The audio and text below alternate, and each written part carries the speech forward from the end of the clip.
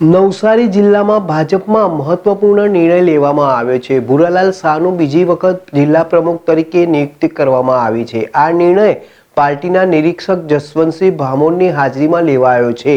જલાલપોરના ધારાસભ્ય આરસી પટેલે ભૂરાલાલ શાહનું નામ પ્રસ્તાવિત કર્યું હતું। છેલ્લા ઘણા સમયથી નવસારી જિલ્લા ભાજપના નવા પ્રમુખ કોણની ભાજપના કાર્યકરો રાહ જોઈ બેઠા હતા, જેમાં અનેક નામો જિલ્લા પ્રમુખ તરીકે ચર્ચાઈ રહ્યા હતા। જેમાં આજરોજ નવસારી જિલ્લા ભાજપમાં મહત્વપૂર્ણ નિર્ણય લેવામાં આવ્યો હતો અને જિલ્લા ભાજપ પ્રમુખ તરીકે ભૂરાલાલ શાહને બીજી વખત જિલ્લા પ્રમુખ તરીકે નિયુક્ત કરવામાં આવ્યા છે। આ નિર્ણય પાર્ટીના નિરીક્ષક જસવંતસિંહ ભાભોરની હાજરીમાં લેવાયો છે। જલાલપોરના ધારાસભ્ય આરસી પટેલે ભૂરાલાલ શાહનું નામ પ્રસ્તાવિત કર્યું હતું, જેને સંસદ ધવલ પટેલ અને નવસારીના ધારાસભ્ય રાકેશ દેસાઈએ સમર્થન આપ્યું હતું। ભૂરાલાલ શાહને ફરી વખત રિપીટ કરાતા કાર્યકરોમાં ખુશીની લાગણી વ્યાપી ગઈ હતી।